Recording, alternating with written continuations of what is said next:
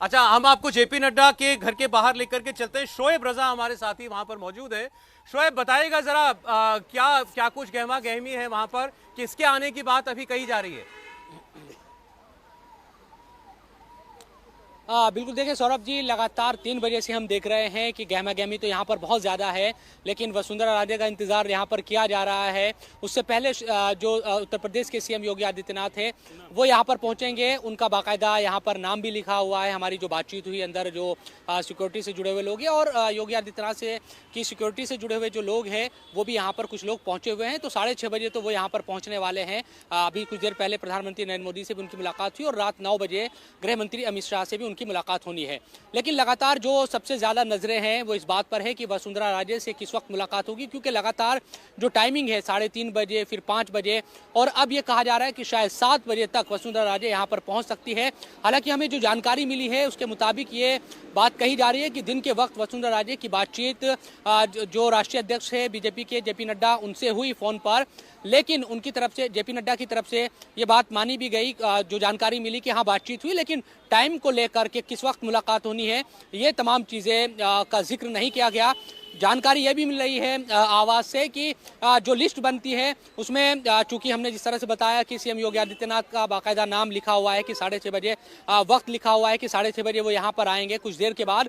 लेकिन चाहे रेणुका सिंह की बात करते हैं जो छत्तीसगढ़ की नेता है, वो यहाँ पर जब आई थी तो उनका कोई लिस्ट में नाम नहीं था। उनकी बातचीत हुई और वो मुलाकात करने के लिए आ गई। इसी तरह से वसुंधरा राजे को लेकर भी यह कयास लगाया जा रहा है कि शायद अब कुछ देर के बाद ही सही लेकिन वो यहाँ पर आएगी। हालांकि वो अभी सुबह से ही लगातार अपने आवास पर है और कुछ देर पहले जो ट्वीट उनका आया है उसके लिहाज से अब ये माना जा रहा है, जिस तरह से प्रधानमंत्री की उनकी तरफ से तारीफ की गई और आज जो सम्मान समारोह हुआ संसद भवन में वहाँ पर जिस तरह से ट्वीट किया गया उसको लेकर, तो जो ये तमाम कयास लगाए जा रहे थे कि नाराजगी है और तमाम जो चीज़ें, तो ऐसा कुछ नहीं है।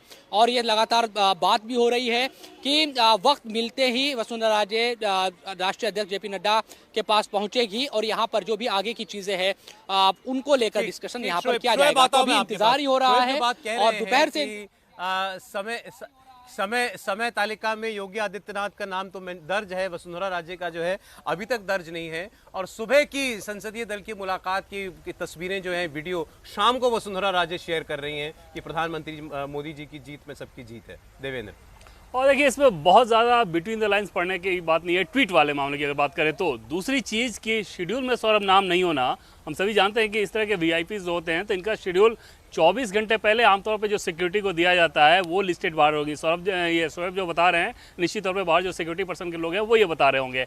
अंदर खाने बीजेपी के राष्ट्रीय उपाध्यक्ष को बीजेपी के राष्ट्रीय अध्यक्ष से मिलने के लिए उसमें बहुत किसी शेड्यूल की जरूरत नहीं है। इतना जरूर है कि क्योंकि राष्ट्रीय अध्यक्ष का अपना कार्यक्रम बहुत सारा पहले से लगा होगा। दूसरी बात कि वसुंधरा राजे को अभी बुलाना उनको अच्छा समीचीन नहीं लग रहा होगा, बेहतर नहीं लग रहा होगा। ये भी संभावना है कि वो चाह रहे होंगे कि मीडिया की चकाचौंध में क्यों बुलाना, ये बात और ज़्यादा फैलेगी क्योंकि पार्टी के लिए किरकिरी वाली स्थिति है। पार्टी बिल्कुल नहीं चाहेगी कि ये नैरेटिव बहुत ज़्यादा चले। जैसा कि मैंने आपको बताया कि दिल्ली में बीजेपी के बड़े नेता ये मान रहे हैं कि ये मीडिया का मसाला है, तो उस तरह की, जबकि हकीकत कुछ और है, तो उस तरह की चीज़ को बहुत ज़्यादा बढ़ा चढ़ा के पेश करने का मौका देना ये भी पार्टी नहीं चाह रही होगी। संभव है कि जेपी नड्डा इस वजह से भी टाल रहे हो। एक चीज और देवेंद्र, क्या आपके सोर्सेस के जरिए कोई ऐसी बात सामने आई कि इस बार तीनों राज्यों में या राजस्थान में सिर्फ किसी डेप्यूटी सीएम के फॉर्मूले पर भी काम हो रहा है?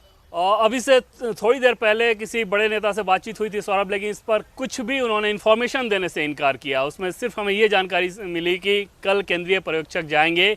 इसके अलावा पार्टी का अपना रोड मैप क्या है इस बाबत कोई भी जानकारी नहीं दी गई। लेकिन तय मानिए कि अगर नए चेहरे को दिया जाएगा तो ख़ास तौर पे तब जब आप सिर्फ पॉलिटिकल कंपल्सन का ध्यान नहीं रख रहे हैं।